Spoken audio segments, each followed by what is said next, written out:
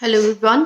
आज हम लोग सेकेंड ईयर का होम मैनेजमेंट का लास्ट पॉइंट जो है वो है इंटीरियर डेकोरेशन। ये स्टार्ट करेंगे। इंटीरियर डेकोरेशन में आज हम इंट्रोडक्टरी जो पार्ट है कि इंटीरियर डेकोरेशन क्या होता है, इसके क्या उद्देश्य है, ये हम लेने वाले हैं। तो आंतरिक सज्जा या इंटीरियर डेकोरेशन, ठीक है। गृह सज्जा जिसे आप बोलते हैं, आंतरिक सज्जा जिसे आप बोलते हैं, या इंटीरियर डेकोरेशन हम अंग्रेजी में इसको बोलते हैं, ठीक है।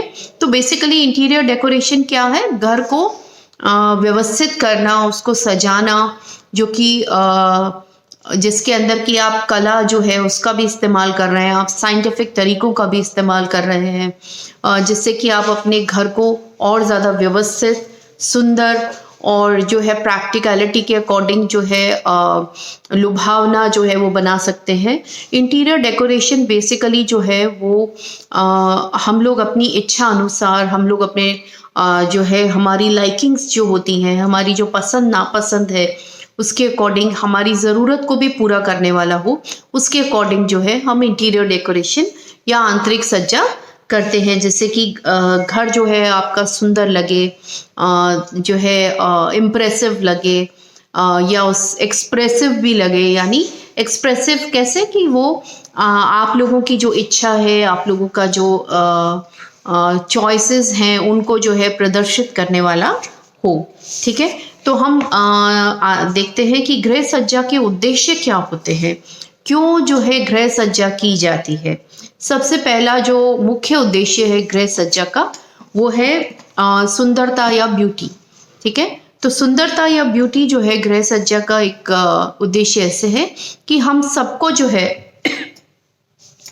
हम सबके अंदर एक एस्थेटिक सेंस होता है, या हम सबको जो अच्छी चीज़ें होती हैं या दिखने में सुंदर होती हैं, व्यवस्थित चीज़ें होती हैं, वो देखने से अच्छा लगता है, उससे पीस ऑफ माइंड रहता है, हमारे मन मस्तिष्क को अच्छी जो है एक अनुभव होता है, अनुभूति होती है, ठीक है। तो इसीलिए हम जो है सुंदर रखने के लिए, सुंदर दिखने के लिए, क्योंकि जब आप एक व्यवस्थित, एक सुंदर घर के अंदर होते हैं तो आपकी अंदर के जो थॉट्स होते हैं, आपकी जो सोच है, वो भी उससे बहुत प्रभावित होती है।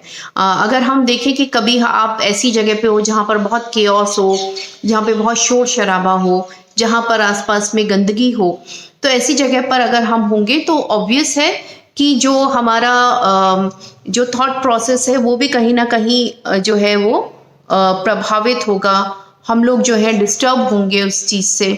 तो इसलिए जो है हम सुंदरता के लिए, या हमारा घर सुंदर लगे, व्यवस्थित दिखे, इसके लिए हम गृह सज्जा करते हैं। फिर है अभिव्यंजकता या एक्सप्रेसिवनेस। जैसे कि मैंने आपको बताया कि घर जो है हमारी अभिव्यक्ति है, उसमें रहने वाले लोगों की अभिव्यक्ति है कि किस तरीके से हमने अपने घर को रखा है, या किस तरीके से हमने अपने घर को सजाया संवारा है, ठीक है। तो जो भी घर में रहने वाले लोगों की जो चॉइसेस हैं, जो उनकी इच्छाएं हैं, जो उनकी पसंद नापसंद है, वो उनके घर की सजावट में नज़र आती है। उसके बाद अगर हम देखें, अगर सुंदरता की हम एक बार और कुछ पॉइंट्स हैं जो मैं बात करूं कि सुंदरता को अगर हम देखें या सुंदरता से सजाने के लिए हमें जो है कुछ चीज़ों का ध्यान जो है वो रखना पड़ेगा। वो ध्यान है, कला के मुख्य सिद्धांत हैं कुछ, जिनको अगर हम अपनाते हैं तो हम सुंदर तरीके से अपने घर को जो है सजा सकते हैं, उसको व्यवस्थित कर सकते हैं। सबसे पहला है इसके अंदर प्रपोर्शन या अनुपात। प्रपोर्शन या अनुपात कैसे है कि हमेशा हमें, जब भी हम कोई चीज़ को डेकोरेट कर रहे हैं, हम अपने घर को डेकोरेट कर रहे हैं, तो हम प्रपोर्शन का ध्यान रखें कि बहुत बड़ी एक चीज़ है आपने सजाई है कहीं पर, मान लीजिए एक बहुत बड़ी मूर्ति है और उसके पास में आप बहुत छोटा सा कुछ फ्लावर वास रख देंगे या वो, तो उन दोनों में एक प्रपोर्शन नज़र नहीं आएगा, उनमें कोई अनुपात नहीं होगा। इस वजह से वो, चाहे दोनों चीज़ें अपने आप में बहुत सुंदर हैं, लेकिन फिर भी वो अच्छी दिखाई नहीं देंगी। तो ये होता है आपका अनुपात, कि जब भी हम आसपास चीज़ें रखते हैं या पास पास में कोई चीज़ें रखते हैं, जितना बड़ा, फॉर एग्जांपल एक और उदाहरण देती हूँ आपको। देखिए, इन सब में आप उदाहरण जरूर ऐड करिएगा, क्योंकि उदाहरण के बिना ये पॉइंट्स को समझाना मुश्किल है। तो जब भी आप मान लीजिए एक बहुत बड़े हॉल को हमें डेकोरेट करना है और वहाँ पर हम बहुत छोटे आर्टिफैक्ट्स जो है या बहुत छोटे साइज में फर्नीचर्स हों या इस तरीके का हो, कारपेट बहुत छोटा सा हमने एक साइड पे लगा दिया तो वो दिखने में अच्छा नहीं लगेगा। तो जितना बड़ा कमरा है उसके अकॉर्डिंग जो चीज़ें हैं उनका जो है वो उतनी बड़ी या उसके साइज जो है उनके उसके अनुपात में होना चाहिए। एक बड़ी दीवार के सामने जो है या एक बड़ी दीवार के ऊपर अगर आप छोटी सी पेंटिंग लगा देते हैं तो वो पेंटिंग जो है सुंदर होते हुए भी सुंदर दिखाई नहीं देगी।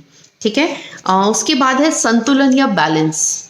ठीक है, संतुलन या बैलेंस कैसे है, एक इसका संतुलन का उदाहरण मैं आपको देती हूँ। मान लीजिए एक बेडरूम में आपने बेड लगाया है तो संतुलन, हमने एक साइड पे टेबल लगाया है और बेड जो है वो सेंटर में है किसी वॉल के, तो दूसरी साइड पे भी अगर आप एक छोटा स्टूल लगाते हैं तो वो एक बैलेंस जो है डेकोरेशन लगेगा या बैलेंस वो चीज़ लगेगी। इसकी बजाय कि हम एक साइड पे कुछ बहुत ज़्यादा भर देते हैं और दूसरी साइड पे खाली है तो वो अनबैलेंस शो करेगा।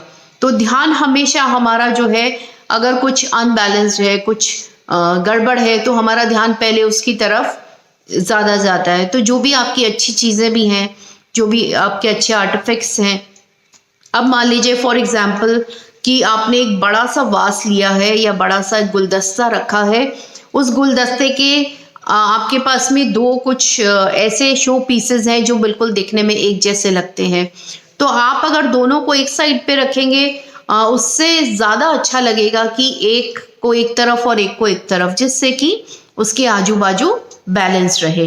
और इसका एक और उदाहरण कि कमरे के अंदर मान लीजिए एक कमरे को हम डेकोरेट कर रहे हैं, ड्राइंग रूम को डेकोरेट कर रहे हैं, हम एक ही दीवार की साइड पे जो है सब फर्नीचर लगा दें और दूसरी वॉल को हम, दूसरा साइड को हम बिल्कुल खाली रखते हैं तो ये बैलेंस नज़र नहीं आएगा। तो हमें ये ध्यान रखना है कि इस तरीके से हमारा जो भी डेकोरेशन है वो तभी सुंदर लगेगा जबकि वो बैलेंस्ड हो या संतुलन में हो, माने जितनी चीज़ें हमने इधर रखी हैं उनको बैलेंस करने के लिए दूसरी तरफ भी होना चाहिए। ठीक है, लय या रिदम। लय या रिदम कैसे है कि हमने देखा कई शो पीसेस ऐसे आते हैं कि एक छोटा, फिर उससे बड़ा, फिर उससे बड़ा, फिर उससे बड़ा। अगर आप उसको इसी क्रम में रखते हैं तो वो ज़्यादा सुंदर लगेगा, बजाय कि आपने कोई साइज किधर कोई किधर रखा है। तो कहने का मतलब लय या रिदम का मतलब कि बड़े से छोटा या छोटे से बड़ा जो है, अगर एक लयबद्ध तरीके से कोई भी चीज़ें जो है डेकोरेशन के अंदर रखी जाती है तो वो हमेशा एक सुंदरता का आभास देती हैं। ठीक है, दबाव या एम्फेसिस, ये एक बहुत इंपॉर्टेंट चीज़ है। दबाव या एम्फेसिस क्या होता है कि मान लीजिए हमारे पास में एक बहुत सुंदर फ्लावर पॉट है, बहुत बड़ा सा गुलदस्ता है या एक बहुत सुंदर जो है मूर्ति है हमारे पास में जो कि अपने आप में बहुत खूबसूरत है। तो हम चाहते हैं कि कोई भी जो डेकोरेशन हम करें या कोई भी आने वाला है उसकी नज़र जो है उसके ऊपर पड़े, या हमने अपने एक कमरे में एक दीवार को जो बिल्कुल एंटर करते ही सामने जो दीवार पड़ती है हमने उसको एक अलग कलर में, एक अलग टेक्सचर में जो है उसको डेकोरेट किया है। तो इसको जो है हमें एम्फसाइज करने के लिए हम क्या कर सकते हैं, एम्फसिस यानी दबाव देना। मतलब क्या होता है कि अगर हम चाहते हैं कि लोगों की एंटर करते ही, देखिए जो पहला इंप्रेशन होता है वही जो है एक मुख्य इंप्रेशन होता है ना, first impression is the last impression. तो एंटर करते ही अगर किसी का कोई प्रभावित होता है किसी कमरे में तो उसके लिए हम किसी चीज़ को एम्फसाइज कर सकते हैं। तो उस मूर्ति को जो है आपने एक वॉल के साइड में रखा, आप मूर्ति को एम्फसाइज करना चाहते हैं, उस पर दबाव डालना चाहते हैं। दबाव का मतलब ये नहीं है कि हम उसके ऊपर कुछ रखें, दबाव का मतलब है कि फोकस जो है वो वहाँ पर हो, है ना, हमारी दृष्टि सीधा उसी चीज़ पे पड़े, वो इतनी सुंदर दिखाई देनी चाहिए। ठीक है, तो उस मूर्ति को जो है हाईलाइट करने के लिए हम उसके साइड में एक ऐसा लैंप रख सकते हैं जिसकी लाइट जो है उस मूर्ति के ऊपर जा रही है, या कोई पेंटिंग है जिसको हाईलाइट करना है तो हम उसके ऊपर लाइट को फिक्स कर सकते हैं, जिससे कि लाइट का फोकस उसके ऊपर होने की वजह से एंटर करने वाले की सीधी नज़र किसके ऊपर, उस पेंटिंग पर पड़ती है। इसको हम कहते हैं दबाव या एम्फसिस, या किसी चीज़ को एम्फसाइज करना या उसको उभारना। ठीक है, जिससे कि उसकी सुंदरता और ज़्यादा बढ़ जाए। अभिव्यंजकता या एक्सप्रेसिवनेस मैंने आपको बता दिया कि एक्सप्रेसिवनेस क्या होती है कि बेसिकली जो उस घर में रहने वाले लोग हैं उनकी इच्छा, उनके टेस्ट, उनकी जो पसंद नापसंद है वो उनकी डेकोरेशन में या इंटीरियर डेकोरेशन में दिखाई देती है ना, कि हम अपनी पसंद के कलर कराते हैं तो ये भी जाहिर होता है कि हमारी पसंद कैसी है, बहुत भड़कीला कलर हमें पसंद है या हल्के या सटल जो शेड्स हैं वो हमें अच्छे लगते हैं। तो ये डिपेंड करता है, ठीक है। कुछ ऐसे गुण हैं जिनको कि हम अगर समझें तो उससे हमारी जो है हम अभिव्यंजकता को और अच्छे से समझा सकते हैं, ठीक है। कुछ ऐसे वर्ड्स मैं आपको बताऊंगी और फिर उनको एक्सप्लेन करूंगी अभिव्यंजकता के कॉन्टेक्स्ट में, ठीक है। पहला है औपचारिकता या फॉर्मेलिटी, ठीक है, कि एक्सप्रेसिवनेस अलग अलग तरीके की हो सकती है ना। किसी को बहुत रस्टिक पसंद है तो वो हो सकता है कि एक दीवानी जो वहां पर रख रहा है या नीचे गद्दा डाला है उसने ड्राइंग रूम में, क्योंकि उसको बहुत ही ट्रेडिशनल या इस तरीके का डेकोरेशन चाहिए, ठीक है। फिर सबसे पहला इसके अंदर हम देखेंगे औपचारिकता या फॉर्मेलिटी, माने अगर हम बहुत फॉर्मल टाइप हैं या हमारे जो गेस्ट आते हैं वो बहुत फॉर्मल टाइप हैं तो हमारा एक जो डेकोरेशन है उसको हम बहुत फॉर्मल रखेंगे, यानी सोफ़ा होगा या बहुत एलिगेंट जो है लाइट कलर्स में होगा, टेबल है, साइड टेबल्स हैं, लैम्प्स है, ठीक है। तो इस तरीके से वो शो करता है कि कितना फॉर्मल एटमॉस्फेयर है, ठीक है। तो उसको हम अपनी अभिव्यंजकता की हम जो है इस तरीके से डील करते हैं, एक तरह से हमारे घर में जो भी आता है फॉर्मली, ठीक है। अब इसका विपरीत अगर इनफॉर्मल हम लोग डील करते हैं लोगों से या अनौपचारिक तरह से मिलते हैं हम लोगों से, तो क्या होगा कि मैं अपने ड्राइंग रूम में सोफा सेट और वो मुझे उसकी ज़रूरत महसूस नहीं होगी। हो सकता है कि मैं एक दीवान लगा दूं या कोई चारपाई लगा सकता है, कोई सिंपल कुर्सियां डाल सकता है या नीचे दरी बिछा सकता है ना, दरी पे या गद्दे या लो सिटिंग जो है वो प्लान कर सकता है। तो ये डिपेंड, अनौपचारिक जैसे हमने बताया कि अनौपचारिक के लिए नीचे गद्दे लगाकर, कई लोग घर में सोफा और ये नहीं रखते हैं, वो नीचे ही गद्दे और कुशन्स लगाकर, है ना, गद्दियां रखकर जो है एक सेटिंग जो है इस तरीके की बनाते हैं। फिर है स्वाभाविकता या नेचुरली।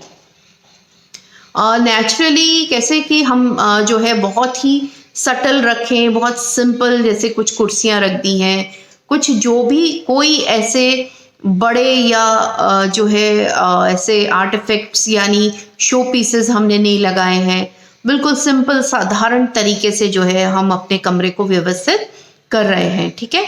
तो वो एक क्या हो गया, स्वाभाविकता या नेचुरली, कि जैसा है बस साफ सुथरा है, व्यवस्थित है, लेकिन उसमें ऐसा कुछ जाहिर नहीं होता जिसके अंदर ये दिखाई दे कि कोई बहुत ज़्यादा एफर्ट किया गया है किसी चीज़ को सजाने के लिए या संवारने के लिए। उसके बाद है आधुनिकता या मॉडर्निटी, ठीक है।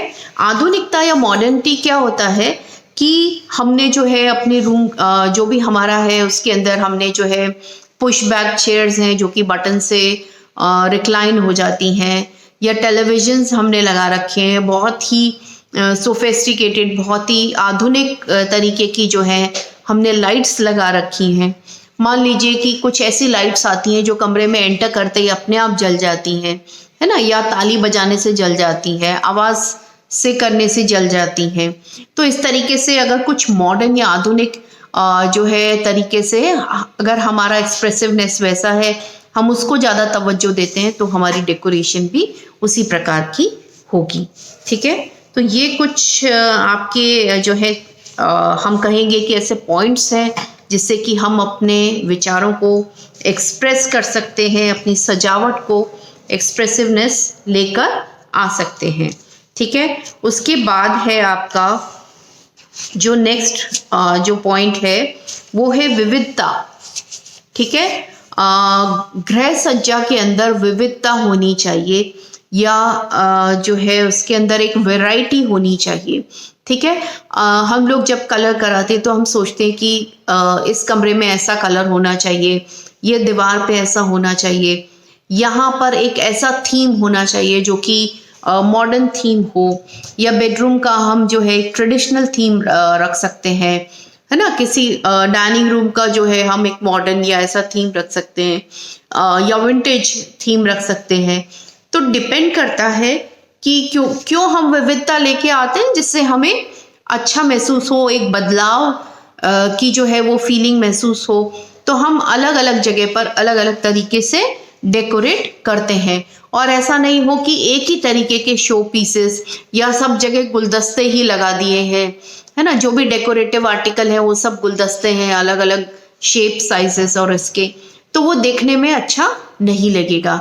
वेरएज अगर विविधता होगी तो एक क्यूरोसिटी रहती है, देखने में सुंदर लगती हैं चीज़ें, जब आप भिन्न भिन्न तरीके की चीज़ों का प्रयोग करते हैं घर की सजावट के लिए, ठीक है। उसके बाद है मौलिकता या ओरिजिनलिटी। देखिए, हम कितना भी सजा लें किसी चीज़ को, लेकिन हमेशा जो ओरिजिनल जो आपका स्ट्रक्चर है, जो ओरिजिनलिटी है, क्योंकि ओरिजिनलिटी में ही कंफर्ट है। हम घर को डेकोरेट करें लेकिन वो हमारे लिए कंफर्टेबल या आरामदायक भी होना चाहिए।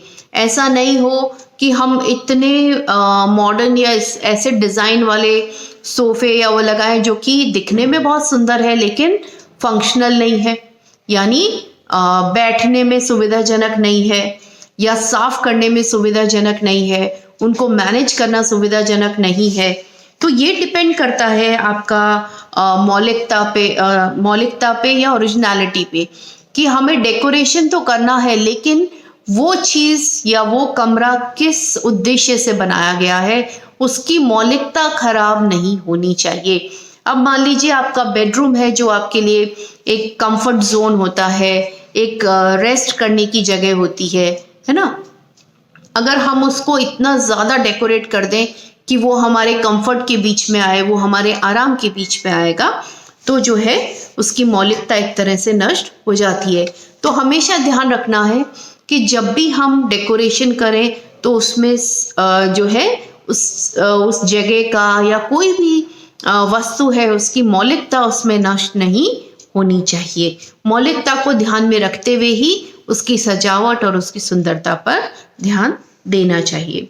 फिर है मितव्ययता या इकोनॉमी, ठीक है। मितव्ययता एक बहुत इंपॉर्टेंट फैक्टर है इंटीरियर डेकोरेशन के लिए, कि देखिए, हम अगर चाहें तो अगर हम मितव्यय नहीं है, हम एक साइड पे रखें इस चीज़ को, अगर लिमिट नहीं है तो कोई भी इंसान जो है दुनिया से बहुत अच्छी या बहुत महंगी वस्तुएं लाकर अपने घर को सजा सकता है, ठीक है। लेकिन क्रिएटिविटी, सृजनात्मकता किसके अंदर है? जबकि हम कम पैसों में ज़्यादा अच्छे तरीके से अपने घर को सजाएं, संवारें या इंटीरियर डेकोरेशन करें, ठीक है।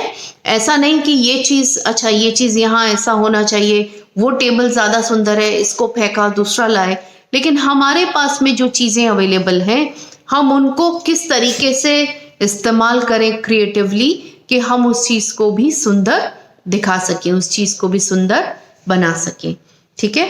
तो ये है आपका मितव्ययता, यानी कम खर्च के अंदर कम लागत में इंटीरियर डेकोरेशन होना चाहिए, ज़्यादा जो है वो सुंदर दिखाई देना चाहिए।